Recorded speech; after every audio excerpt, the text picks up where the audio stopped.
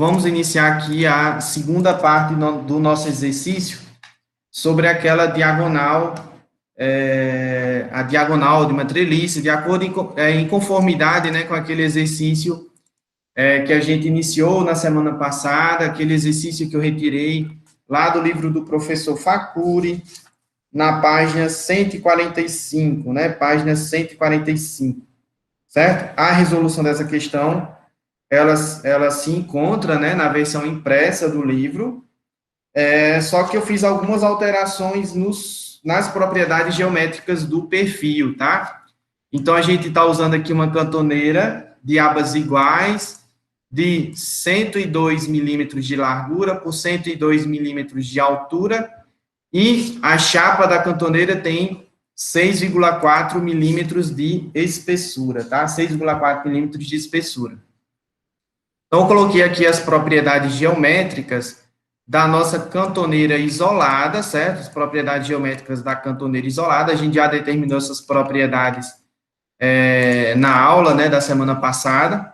Só que o que a gente vai fazer hoje é determinar a resistência à compressão, admitindo que agora a gente tem uma dupla cantoneira oposta por uma das abas, né? Oposta por uma das abas, que é o caso B. Ou, como alguns autores chamam, nós temos aqui uma dupla cantoneira em forma de T, né? Em forma de T, tá bom? Em forma de T. Essas duas cantoneiras, elas estão espaçadas uma da outra, né? Vocês podem perceber que tem aqui um espaçamento entre elas, que é justamente ali o espaço onde vão ficar as presilhas ou as chapas espaçadoras, e também onde vai se ficar o encaixe das chapas Gousset, nas extremidades da nossa diagonal, aqui nos pontos A e no ponto B de bola, tá? No ponto A e no ponto B, certo? Então, não confundam, porque lá no livro do professor Facuri, às vezes aparece a situação da dupla cantoneira oposta, né, em forma de T, como está aqui, só que elas unidas, face a face. Então, a gente teria aqui um cordão de solda ao longo de todo o comprimento da barra. E os dois perfis, eles ficariam realmente encostados, né, um no outro, tá? Face a face, juntos, sem nenhum espaço. Hermes e Renato, né? Hermes e Renato.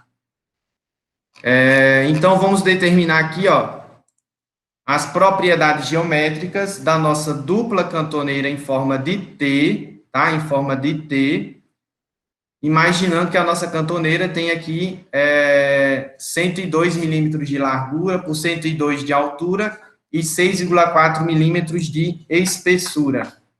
Vamos lá. Quem vai ser a área bruta? Quem vai ser a área bruta do nosso perfil? É isso aí mesmo. 2 vezes a área de um perfil, né? 2 vezes a área de um perfil, né? A área de um perfil é 12,6 centímetros quadrados, né? 12,6 centímetros quadrados. Então, essa aqui vai ser a área bruta da nossa dupla cantoneira, certo? Quando a gente tem aqui essa dupla cantoneira em forma de T, o centro de gravidade da nossa dupla cantoneira é esse pontinho aqui, ó. Ele fica nesse pontinho aqui, onde eu estou indicando aqui com o ponteiro do mouse, certo? Aqui no livro do professor Facuri, lá eu peguei essa figura lá do livro, né? Ele chamou esse ponto aqui de ponto G, né? O centroide, o centro de gravidade da seção transversal da nossa dupla cantoneira. E aqui em cima, se vocês olharem atentamente, alinhado aqui com metade da espessura dessa chapa, certo? Na metade da espessura da chapa da cantoneira, nós temos aqui o ponto S.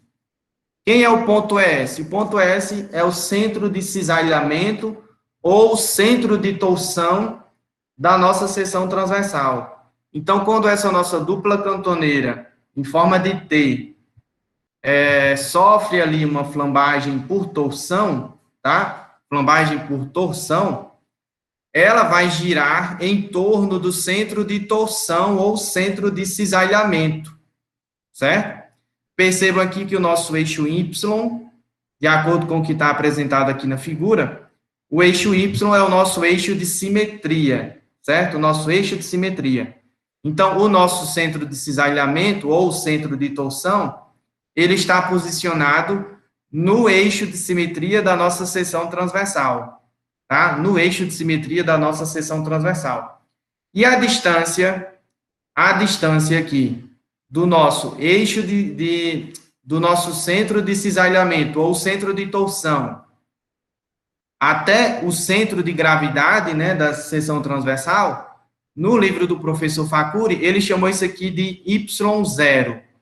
Y0. Ah, professor, por que ele chamou de Y0? Porque se vocês lembrarem lá da videoaula, quando a gente tem seções monossimétricas, né, seções monossimétricas, vamos lá na seção monossimétrica, ó. Lá na norma vocês vão ver, as barras com seção monossimétricas somente podem flambar por flexão em relação ao eixo central de inércia, que não é o eixo de simetria, tá? Flambagem por flexão em torno do eixo que não é o eixo de simetria. E por flexão em relação ao eixo central de inércia com simetria, combinada com a torção. Essa minha seção monossimétrica, a minha seção monossimétrica, ela vai sofrer flambagem por flexão em torno do eixo, que não é o de simetria, flambagem por flexão, tá? Que seria o meu eixo X, certo? E flambagem por flexão combinada com torção, no caso, essa flexão seria em torno do eixo Y, que é o meu eixo de simetria, e a torção em torno do eixo longitudinal da nossa barra, que passa aqui no ponto S, né, que passa no ponto S, tá? Aí, lá na determinação da flambagem, né, por flexo-torção, certo? Vocês precisam saber quem é a distância do centro de torção da nossa seção até o centro de gravidade. Lá na norma, ele chama isso aqui de Y0, né? Y0. Ah, professor, mas eu quero chamar isso aí de X0, né? Trocar a orientação dos eixos, né? Tudo bem, não tem problema nenhum. A norma não implica com isso, tá? A norma não implica com isso. Então, tanto faz você chamar isso aqui de Y0 ou X0, mas se você chamar isso aqui se você decidir chamar isso aqui de X0, então esse eixo aqui teria que ser chamado de Y, e esse outro eixo aqui teria que ser chamado de X, né? Teria que ser chamado de X. Gente, tudo bem? Alguma dúvida, algum comentário? O centro de torção ou centro de cisalhamento, obrigatoriamente, ele está posicionado no eixo de simetria da nossa seção, certo? Ele está posicionado no eixo de simetria. Ah, professor, a minha seção tem dupla simetria. Então, você já sabe onde é que está o centro de torção. Onde é que ele vai estar? Ele vai estar posicionado no cruzamento entre os dois eixos de simetria, né? Certo? Pela definição que eu acabei de explicar, o centro de torção sempre vai estar posicionado no eixo de simetria da nossa seção transversal. No caso aqui da nossa seção duplamente aliás, no caso da nossa seção dupla cantoneira em forma de T, o eixo Y é um eixo de simetria. Então, eu sei que o centro de torção vai estar posicionado nesse eixo, tá bom? Só que eu não sei em que ordenada, correto? Não sei em que ordenada eu vou ter aqui o meu centro de torção. E aí, no caso, para seções do tipo estrela, lembram lá do conceito de seção estrela? É uma seção em que todos os elementos, né, todos os elementos que compõem a seção transversal convergem mais ou menos para o mesmo ponto. Convergem mais ou menos para o mesmo ponto. Então, vejam só, essa chapa aqui, a linha de esqueleto dela converge para esse ponto. Essa chapa aqui, a linha de esqueleto dela converge para esse ponto, certo? E essas outras duas chapas, embora elas estejam afastadas entre si, né? Se a gente desconsiderar essa excentricidade, né? Essa pequena excentricidade, a gente pode dizer que a linha de esqueleto dessas duas chapas converge para esse ponto aqui também. Então, essa linha de esqueleto, esse ponto, né? Onde a gente tem ali a convergência da linha de esqueleto de todos os elementos da nossa seção, é o nosso centro de torção, o nosso centro de torção. Lá no livro do professor Facuri, ele traz na página 131, né, na página 131, ele traz uma série de 4 figuras. Fica lá na figura 7.11. 7.11, lá do livro do professor Facuri, página 131. Ele traz 4 seções transversais monossimétricas, né? 4 seções transversais monossimétricas. E para cada uma dessas 4 seções, ele indica onde fica posicionado o centro de torção e onde fica posicionado o centro de gravidade, certo? Eu acho interessante que vocês consultem. Eu acho que na videoaula eu apresentei somente o caso da cantoneira e do perfil do tipo U, né? 2 seções monossimétricas. Gente, olha aqui, ó. O centro de gravidade de uma cantoneira isolada, né? O centro de gravidade de uma cantoneira isolada, ele está posicionado bem aqui, ó. Bem onde eu estou colocando o ponteiro do mouse, certo? E aí, lá no início da questão, esse eixo aqui, ó, esse eixo da nossa cantoneira isolada, eu chamei de eixo X. E esse eixo que passa no centro de gravidade da nossa cantoneira isolada, na direção vertical, né, na direção vertical, eu chamei de eixo Y, tá? Eixo Y para coincidir com a nomenclatura do catálogo de cantoneira simples, né? Para coincidir com com a simbologia do catálogo de cantoneira simples.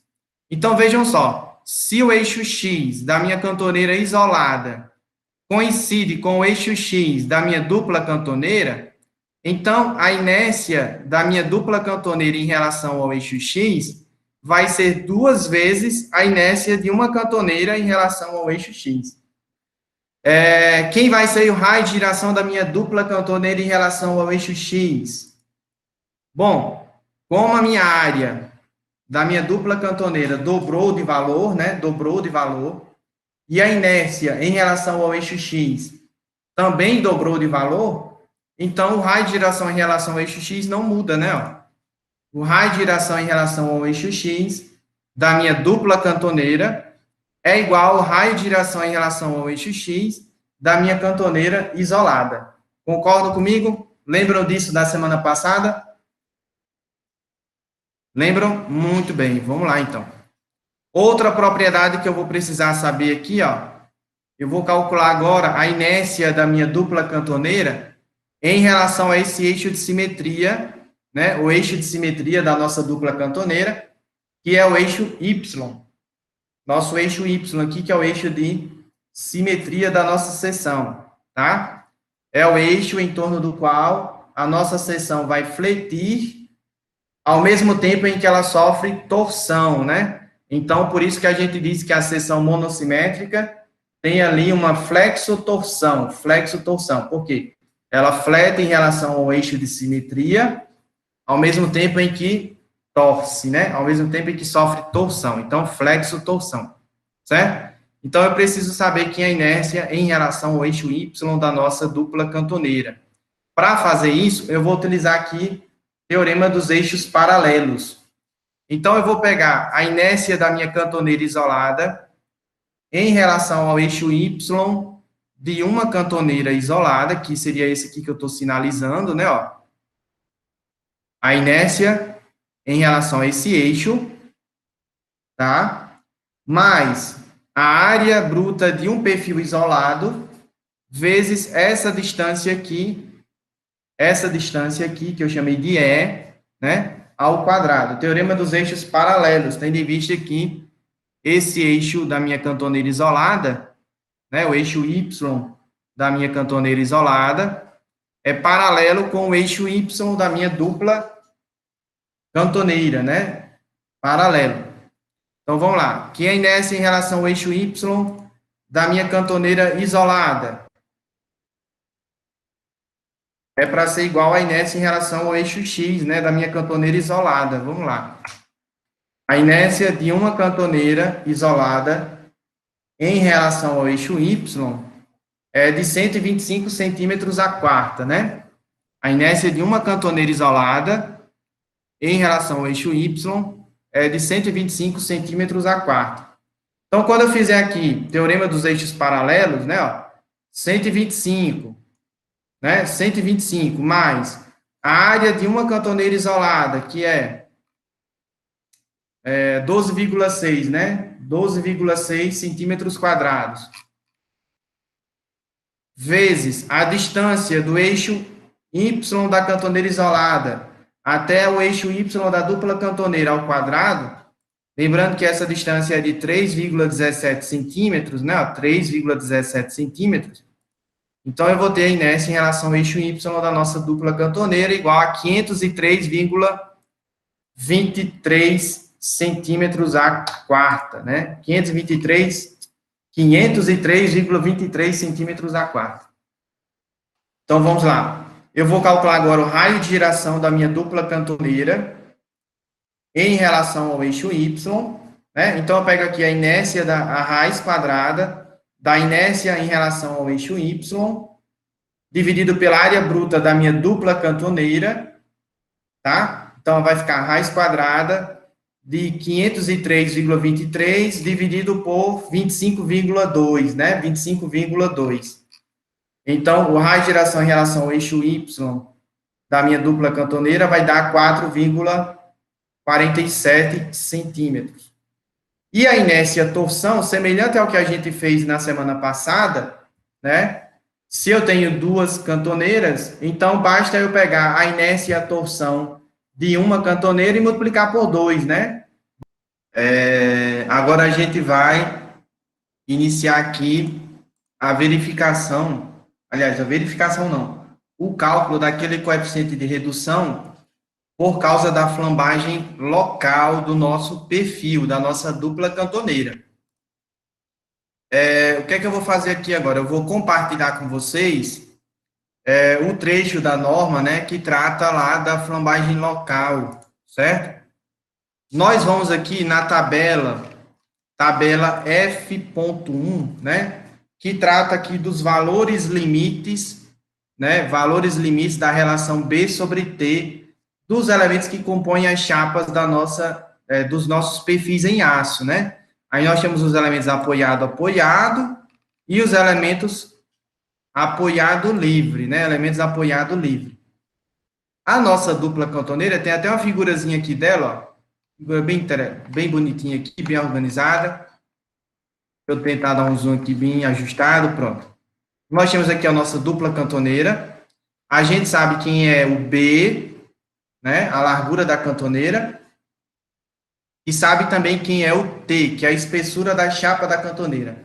Então, é a nossa dupla cantoneira, né, oposta por uma das abas, ela pertence ao grupo 3, né, ao grupo 3, abas de cantoneiras simples ou múltiplas, né, providas de chapas de travejamento, né, ou aquelas presilhas, ou chapas espaçadoras, enfim, tem tantos nomes, né, e aquela relação B sobre T limite é igual a 0,45 da raiz quadrada do módulo de elasticidade pela tensão de escoamento. É justamente essa equação que a gente vai utilizar aqui na nossa aula de hoje. Ah, professor, o que é que acontece se a nossa relação lambda for maior do que se a nossa relação B sobre T, né, for maior do que o B sobre T limite? O que é que eu vou fazer? Aí a gente vem aqui, ó, lembrem que eu estou no grupo 3, né, ó, grupo 3, eu venho aqui na norma, na página 126, Item F.2, elementos comprimidos apoiado livre. Aí temos aqui, ó, elementos do grupo 3 da tabela F1. Aí, ó, se o meu B sobre T estiver entre o B sobre T limite, né, o B sobre T limite, e o meu B sobre T superior, eu vou ter aqui a nossa flambagem local inelástica, né, com escoamento do aço.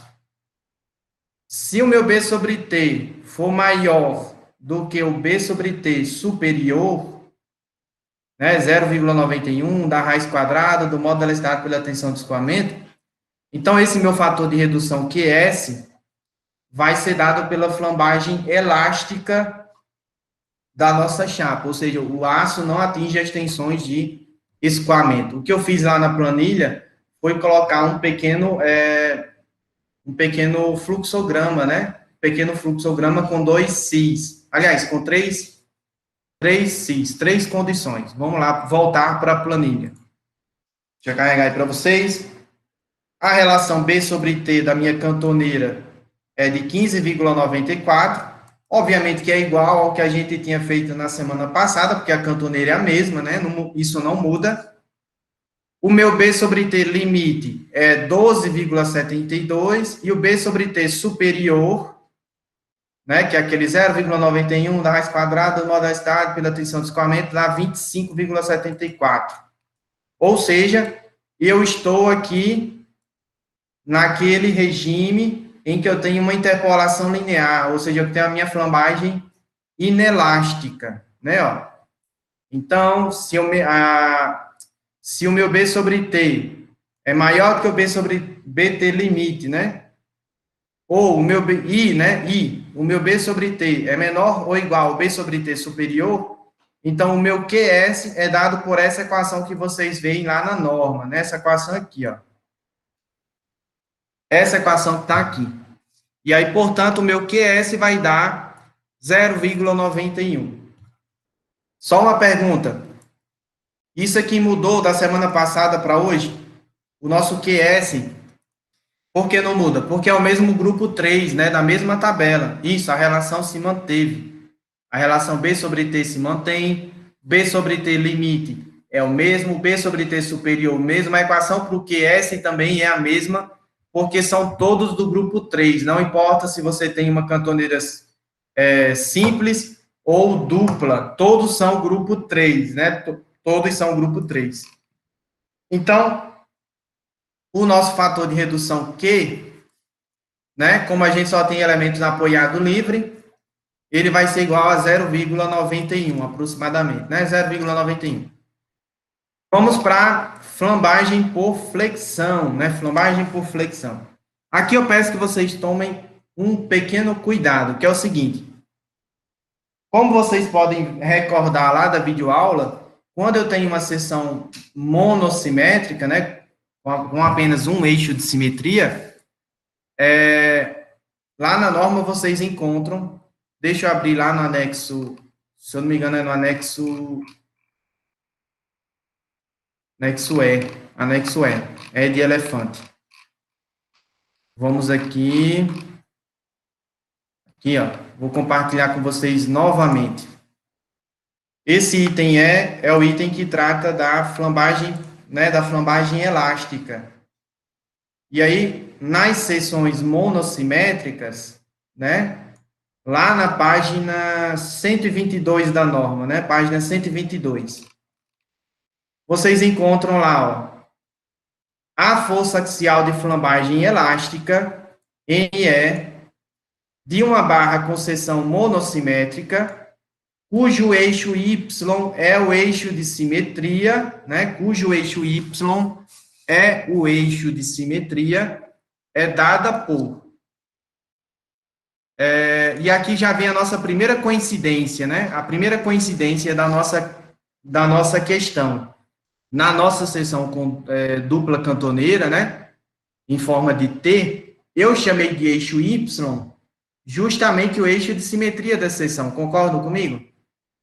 Ah, professor, e se eu não quisesse chamar ele de eixo Y, né? Se eu tivesse chamado o eixo de simetria de eixo X, tudo bem, não tem problema, tá aqui embaixo, ó. Caso o eixo X seja de simetria, basta substituir X por Y na letra A, né? E Y por X, né?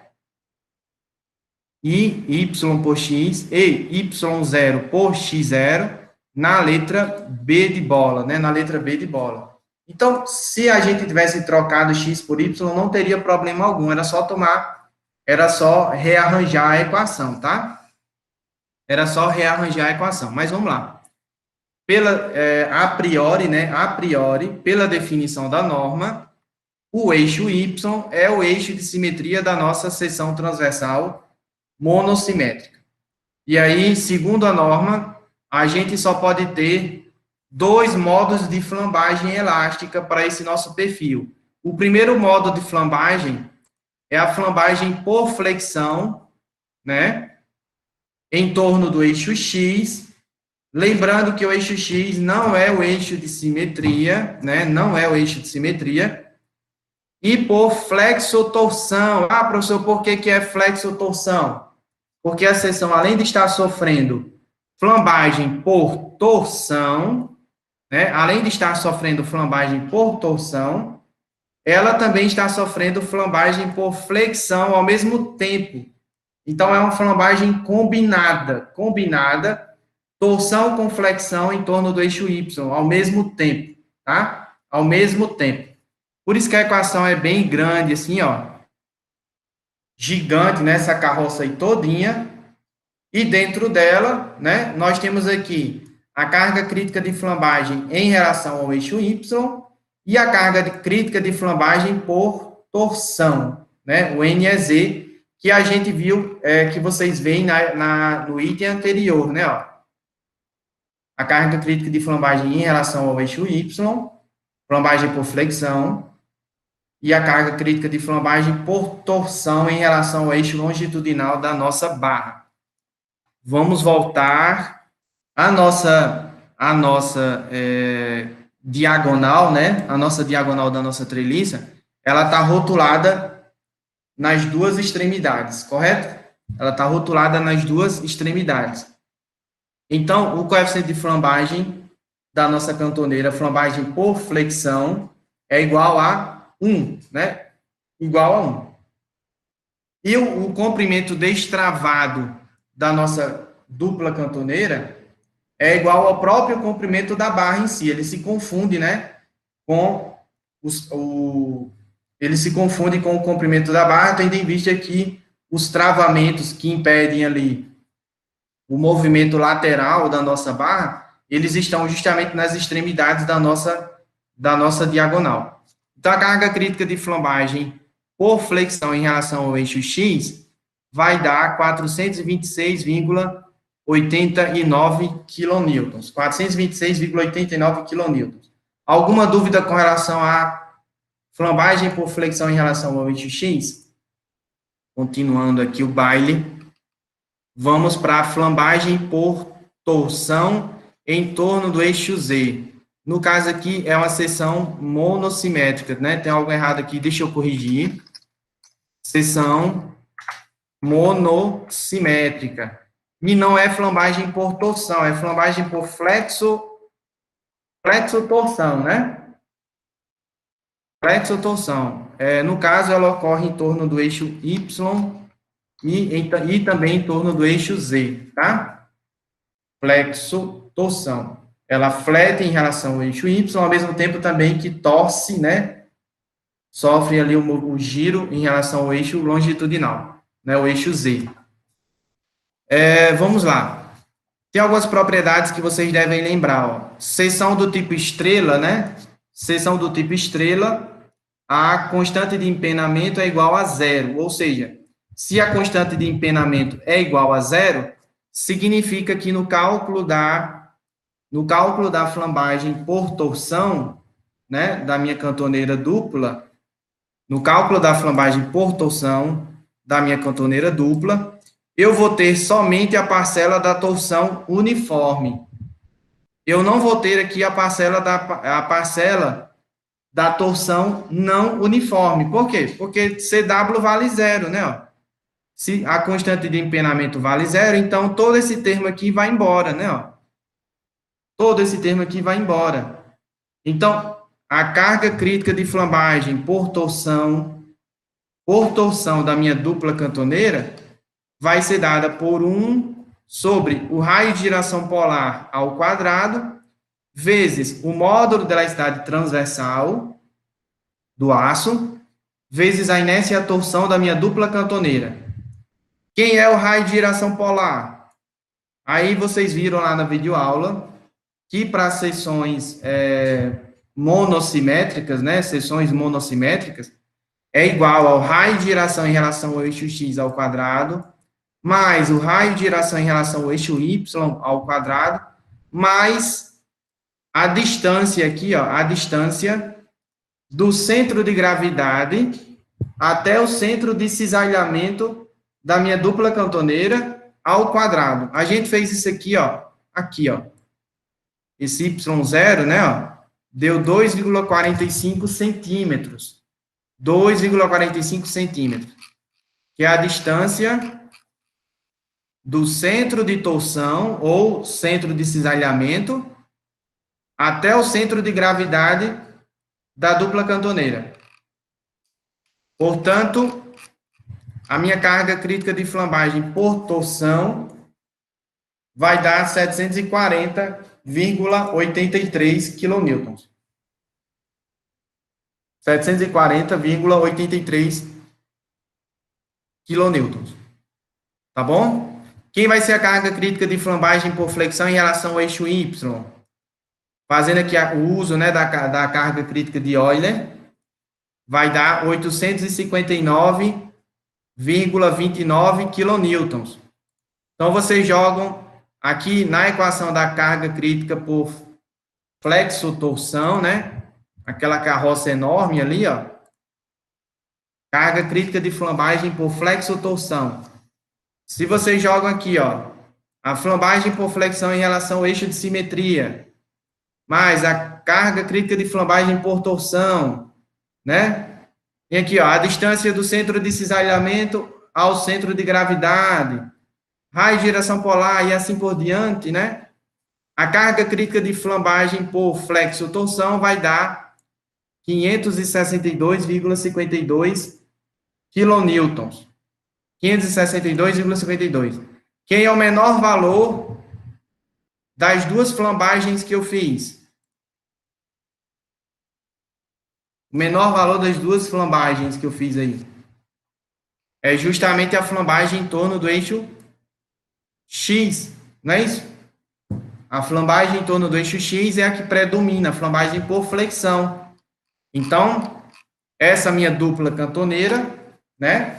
Se ela for sofrer ali uma flambagem global, né? Uma flambagem da barra como um todo, ela vai prevalecer, né? Nela vai prevalecer a flambagem por flexão em relação ao eixo X.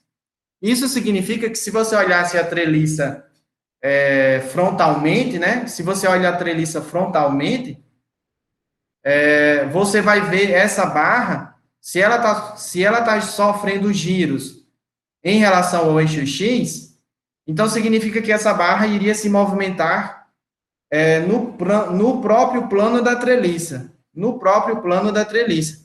Você viria ela lá sofrendo aquele arqueamento, né? Sofrendo aquele arqueamento no plano da treliça, tá? No plano da treliça. Aí sai de baixo, né? Porque se você vê uma barra dessa daí sofrendo esse tipo de movimento, significa que ela está próxima de atingir o estado limite último, né? Ela está bem próxima aí de atingir o estado limite último, tudo bem? Mas isso aqui, gente, é só a carga crítica de flambagem a carga crítica de flambagem elástica, tá? Agora a gente vai determinar a resistência à compressão do nosso perfil. Então, eu determinei aqui quem é a esbeltez reduzida, que deu 1,16, tá? 1,16. E aí, com base na esbeltez reduzida, né? Se a esbeltez reduzida é menor do que 1,5, Então, o meu X, que é aquele fator redutor, vai ser dado por essa equação. Vai ser dado por essa equação.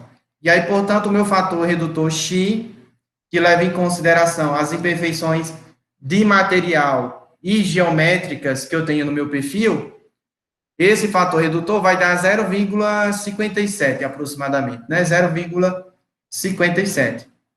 E aí, a resistência à compressão do meu perfil de cálculo, né? De cálculo, vai dar 297,33 quilonewtons. Resistência à compressão de cálculo. Aí vem o ponto mais interessante desse nosso exercício. E eu acho interessante vocês refletirem sobre isso. Se vocês pegam a questão da semana passada e comparam com a questão da aula de hoje, o consumo de aço é o mesmo. Né? O consumo de aço é o mesmo, ou seja, os custos associados ao material em si seriam os mesmos. Mas, em um dos dois casos, a resistência à compressão é maior. Qual é?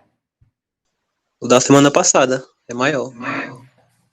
A esbeltez reduzida depende da área bruta, da tensão de escoamento, do Q, né? Isso aqui que está aqui em cima não muda da semana passada para hoje, né? O fator redutor Q não mudou, a área bruta não mudou, a tensão de escoamento do aço também não mudou. O que é que mudou da semana passada para hoje? Foi a carga crítica de flambagem elástica, certo? Vamos comparar aqui. O dessa semana, a carga crítica de flambagem foi 427, né, quilonewtons, arredondando, 427 quilonewtons. O da semana passada foi 666, né? 666 quilonewtons, aproximadamente. Não foi? Agora a pergunta é,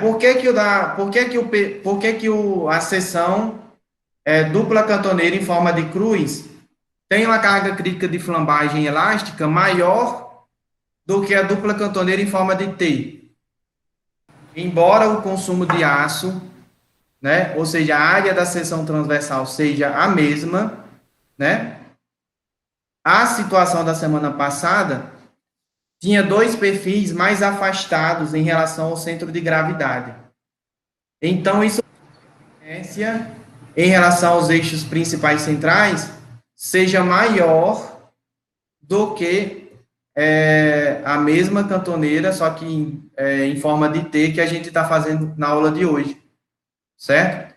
Então, foi por esse motivo que eu decidi apresentar esse exercício do livro do professor Facuri, né? Foi por essa conclusão final que eu decidi apresentar esse exercício, para que vocês percebessem as consequências, né, de você alterar a distribuição dos componentes da seção, né, e, consequentemente, alterar também a inércia, alterar a carga crítica de flambagem e assim por diante.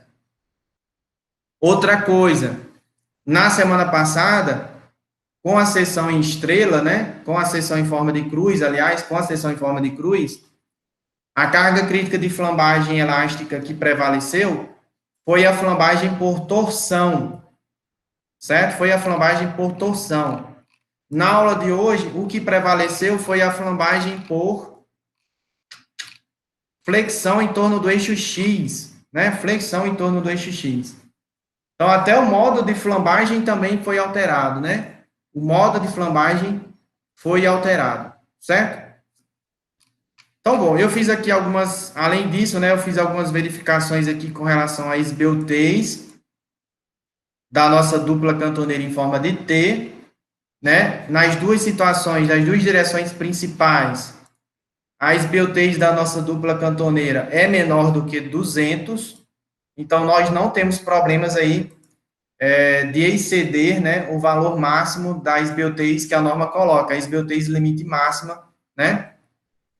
Com relação às chapas espaçadoras, não tem muito segredo, né? Repete-se o conceito que a gente viu na semana passada, em que o comprimento, aliás, a distância de uma presilha a outra é metade da esbeltez máxima que eu tenho na minha dupla cantoneira, que no caso seria 107,95, que é a esbeltez em torno do eixo X, né?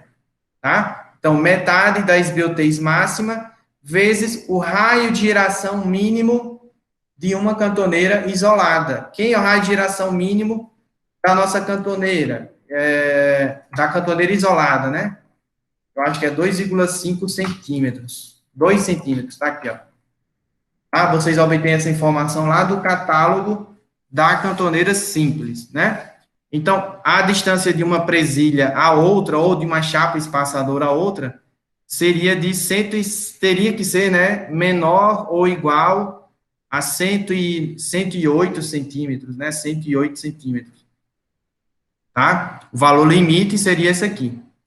Então, o número de chapas espaçadoras para dar esse espaçamento máximo, fazendo as continhas aqui, né, daria 2,15. Então, eu tenho que colocar 3 chapas espaçadoras. Se vocês colocarem 3 presilhas ou 3 chapas espaçadoras, o espaçamento de uma para outra vai dar 85 centímetros. Então, não mudou, embora o valor limite lá do espaçamento tenha sido alterado, né? O espaçamento final entre presilhas do exemplo da semana passada para o exemplo da semana de hoje não foi alterado, continua sendo 85 centímetros, tá? Não muda nem um pouco, tá bom? E com isso a gente encerra o exercício da letra B, o caso B, lá do livro do professor Facuri, tá bom, gente? Eu vou encerrar a gravação do vídeo, tá bom? Vou encerrar aqui o